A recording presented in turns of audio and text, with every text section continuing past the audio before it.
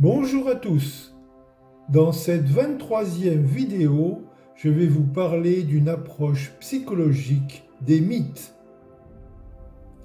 L'accès aux mythes, aux légendes, aux contes, aux fables, en un mot à la mythologie, en plus de l'apport d'une compréhension nouvelle de nos fonctionnements, permet à l'évidence une connaissance globale de l'humain, ce qui nous manque grandement à notre époque. Le sens caché des mythes est cette peur devant l'inconnu et cet effort pour la vaincre. Tous les mythes visent le mystère, cette limite de compréhension, cette frontière de connaissance de l'esprit humain. Car ce qui est mystérieux ne peut être pensé, il ne peut être qu'émotionnellement ressenti. Les mythes sont en fait le signe que des temps les plus reculés, l'être humain s'est posé la question la plus importante qui puisse exister, la question du sens de sa vie. D'où vient-elle? Où va-t-elle? Que faut-il faire pour remplir le mieux possible ce temps si court de vie terrestre donné à chacun? Les récits légendaires parlent de divinités qui se font humaines ou d'humains qui sont fils ou filles de divinités. Avec ces êtres fabuleux, moitié divins, moitié humains, se trouvent mis en contraste des êtres monstrueux qui sont l'expression de la possibilité du pervertissement, des êtres moitié humains, moitié animaux ou, ce qui revient au même, des animaux qui s'expriment en langage humain. Le récit mythique ne cherche pas la légitimité du monde extérieur, mais il envisage exclusivement la vérité du monde intérieur. Et dans la profondeur de ce monde très particulier, l'espace n'existe plus. Tout y est fuite à travers les dimensions du temps passé et futur. Le mythe s'inscrit donc dans une psychologie intime, une psychologie bien singulière qui s'exprime à l'aide d'une terminologie symbolique. La fable mythique renferme les conflits de la motivation intime, cette volonté intérieure qui s'exprime. Les personnages sont les divinités, les monstres, les héros.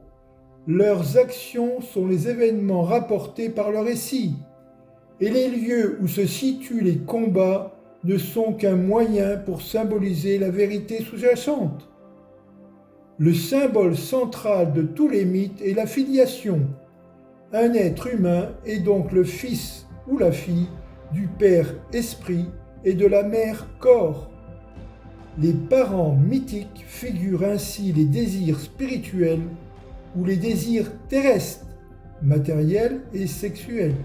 Ceux-ci animent l'être humain et le font agir par sa motivation, sa volonté, son profond désir.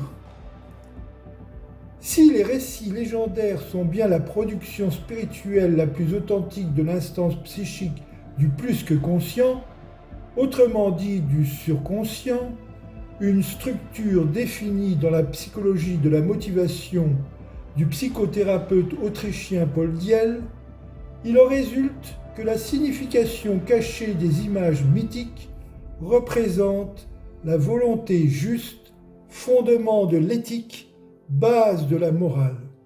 Et l'étude des motivations doit donc être la clé de traduction des symboles mythiques. C'est Paul Diel qui est le seul psychologue à l'origine des motivations, autrement dit des désirs, des volontés, des motifs du comportement. L'intellectuel a une forme théorique et intériorisée, la réflexion logique, et une forme pratique, le bon sens. L'esprit également a une forme théorique, la science, et une forme pratique, la capacité de se raisonner. De ce constat personnel, Paul Diel a créé et développé la psychologie de la motivation, une psychologie qui permet aussi de bien sonder les récits légendaires pour faire émerger la quintessence de la vérité cachée au fond de chaque mythe. La méthode de Diel est fondée sur la connaissance consciente du subconscient vaniteux, les refoulements de l'ego, et du surconscient évolutif, le guide conseil clairvoyant et prévoyant, l'un et l'autre soumis à des lois bien particulières. Le subconscient est régi par la loi d'ambivalence qui constate que chaque excès conduit à l'excès opposé. Il est constitué des évasions de la réalité, ou rêvasseries dans toutes les directions, et de leurs fausses justifications selon 4 lignes de force. La vanité soit vexée, soit triomphante, la culpabilité écrasante, l'accusation qui permet de se décharger de sa responsabilité de façon factice, et la sentimentalité plaintive par rapport à soi-même et surtout par rapport aux autres. Le surconscient est régi par la loi d'harmonie. Il est une expression de l'élan vital, à la recherche de sa satisfaction, élan qui devient élan de dépassement. Il est la source de l'enthousiasme pour la vie, de l'acceptation des données de l'existence propre à l'individu.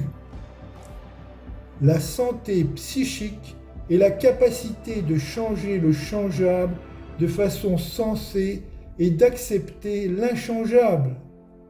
Accepter n'est pas se résigner.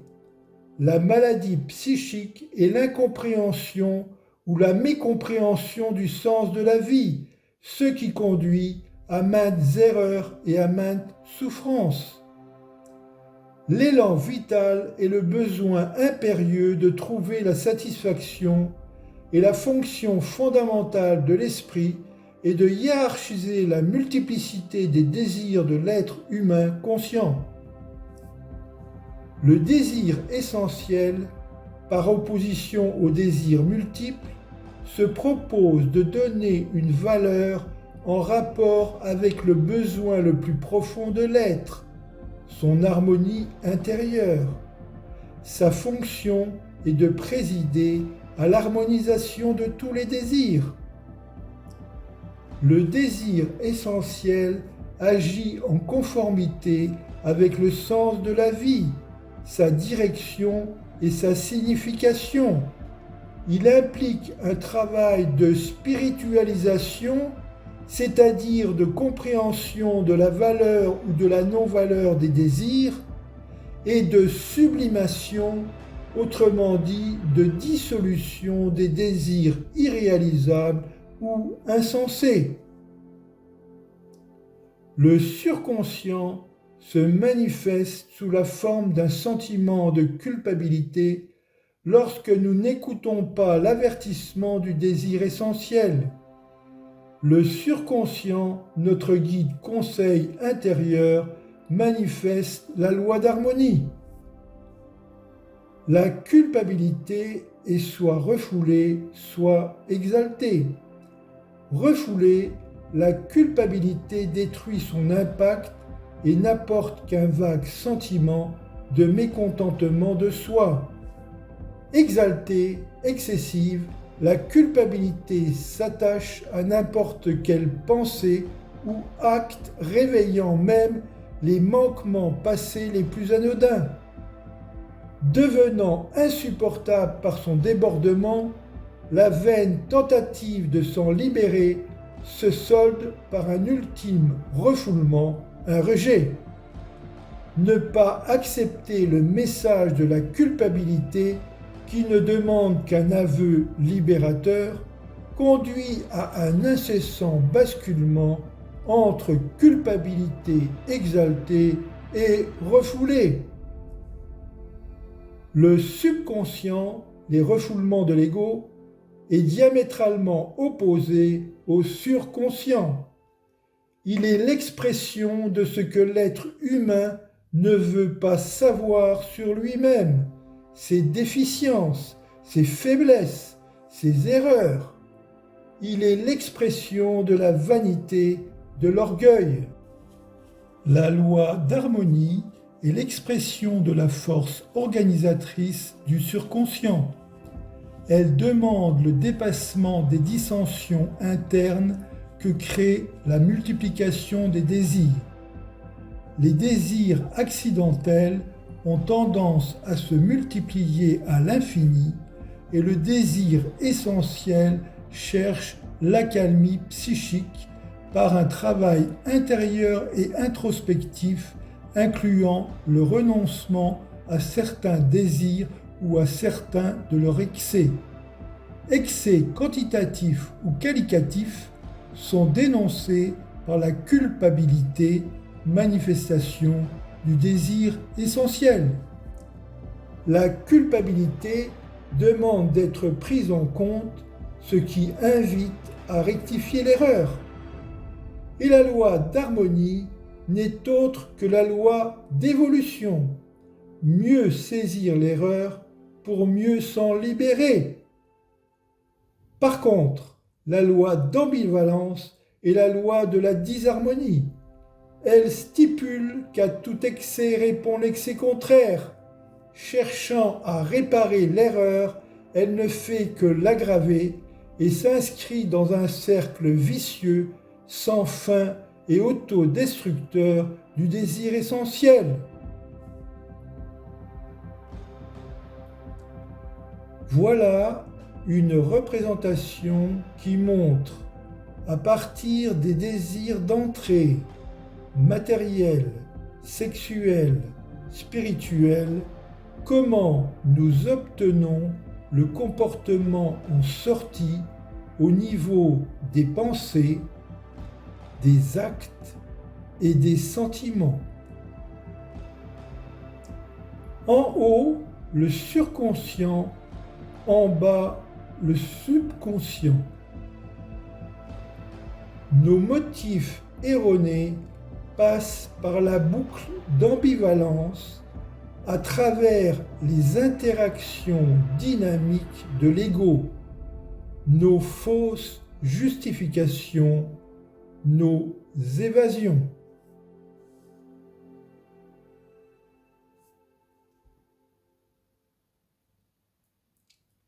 Et cette représentation montre les interactions dynamiques de l'ego en perpétuel mouvement.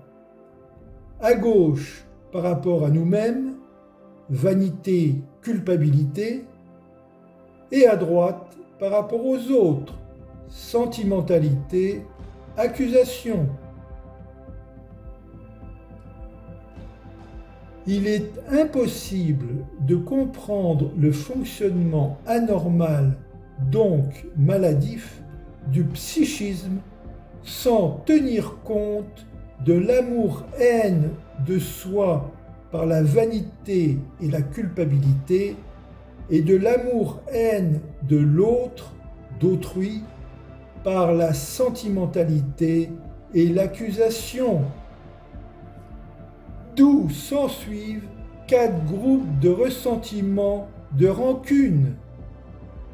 La culpabilité refoulée et la vanité refoulante de soi-même.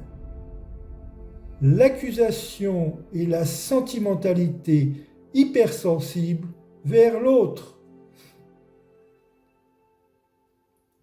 Ces 4 groupes fondamentaux des interactions dynamiques de l'ego, par les fausses justifications, les évasions, les fuites en tout genre, constituent le quaternaire des catégories de la fausse motivation de Paul Diel.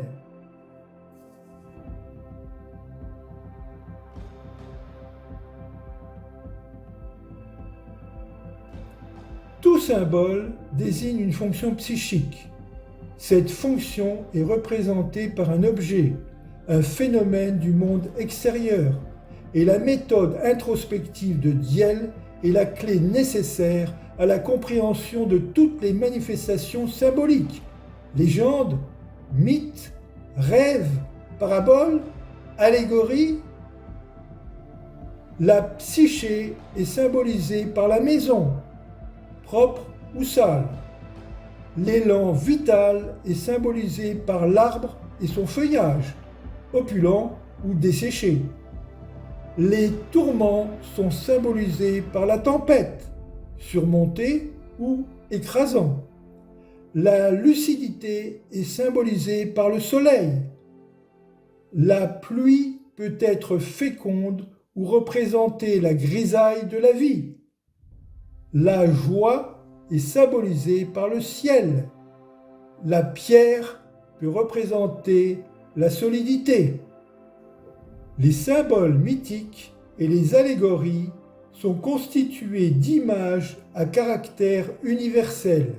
Le mythe est donc une histoire merveilleuse où s'affrontent l'élan symbolisé par les divinités et la vanité symbolisée par les monstres. L'ensemble du fonctionnement psychique est donc répertorié grâce à des symboles et des signes allégoriques multiples. Les images symboliques et les allégories s'adressent à l'émotion et à l'intuition. Les divinités mythiques préfigurent très souvent les forces harmonisantes de la surconscience, le guide intérieur.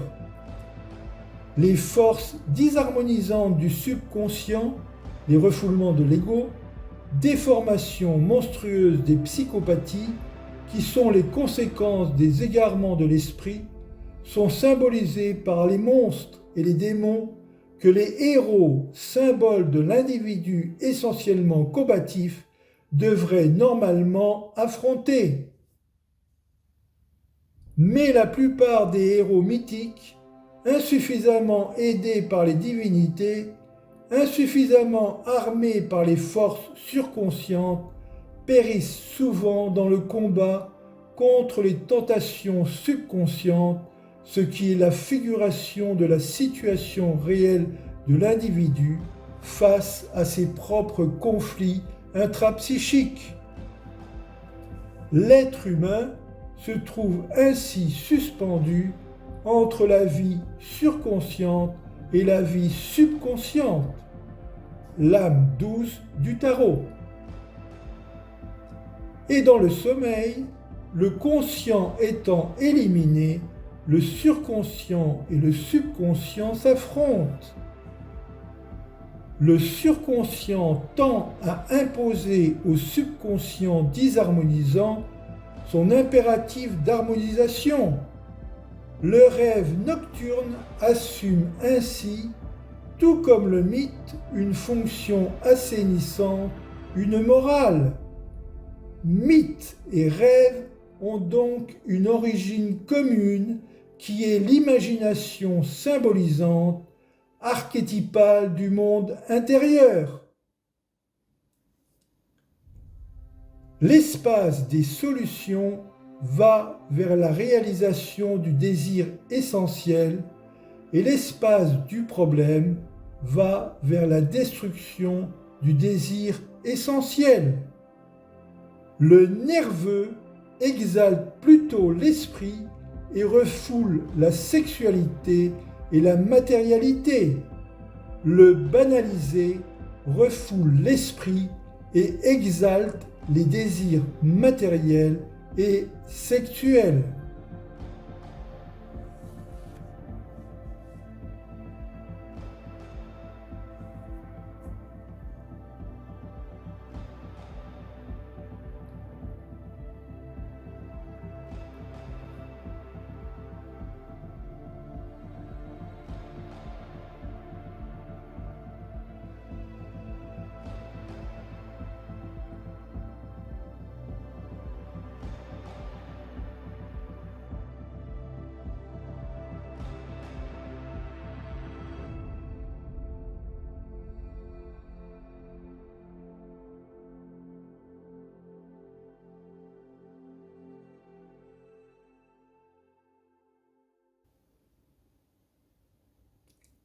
Tout ceci montre et exprime le sens caché des symboles mythiques et il est très formateur de les découvrir et de les appréhender dans tous les récits légendaires, les épopées, les fables et les mythes contés.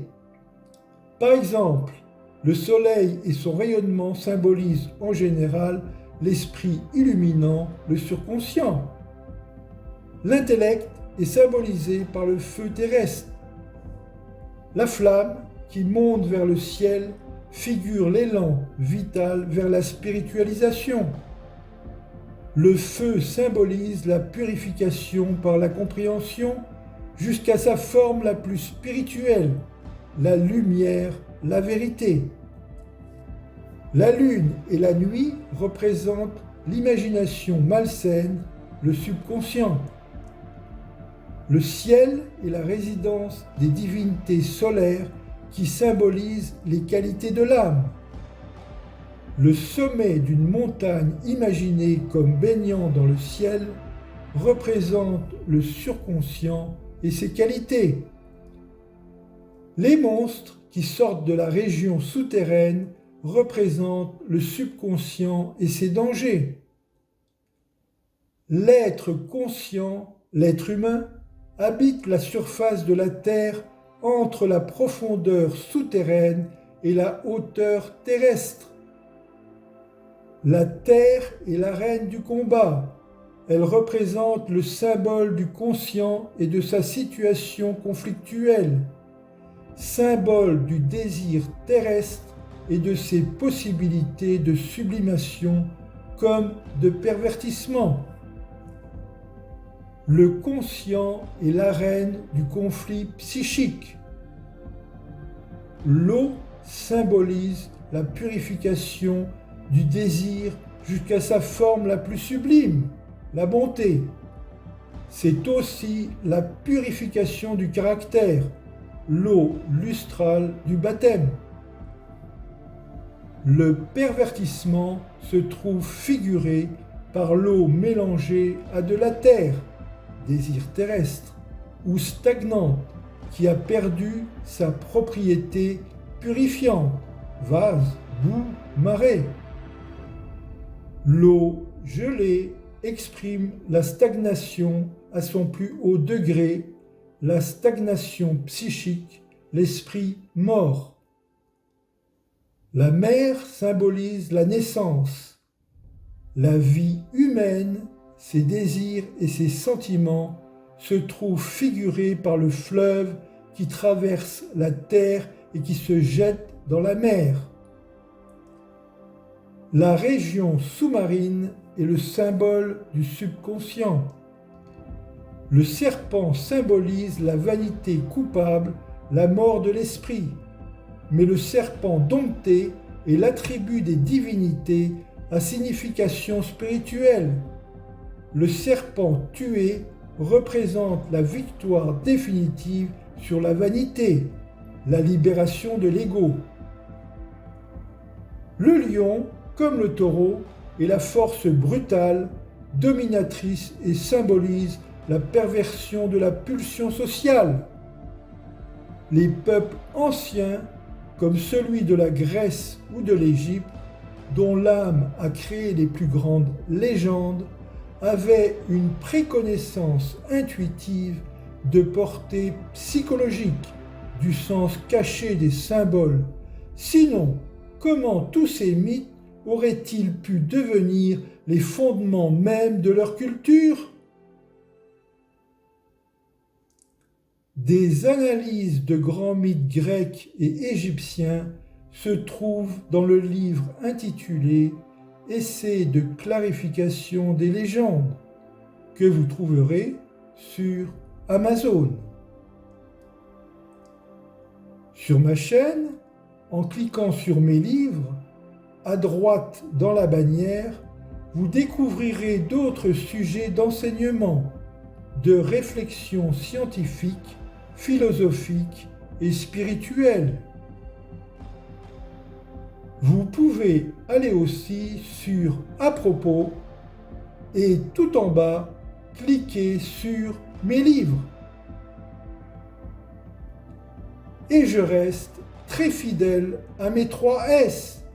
S pour science, S pour sagesse et S pour spiritualité. Je vous remercie de votre attention.